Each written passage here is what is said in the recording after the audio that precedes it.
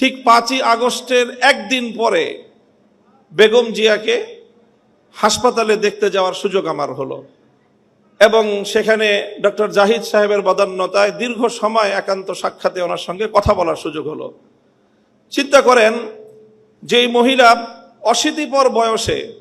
জীবন মৃত্যুর সন্ধিক্ষণে দাঁড়িয়ে যার দ্বারা এমনভাবে নিগৃহীত হয়েছেন, অপমানিত হয়েছেন, নিজের প্রিয় বাস্তুভিটা তাকে ছাড়তে হয়েছে এবং জীবন মৃত্যুর মাঝামাঝি দাঁড়িয়ে বছরের পর বছর কারাগারে তাকে নিক্ষিপ্ত থেকে মৃত্যুর প্রহর গুনতে হয়েছে,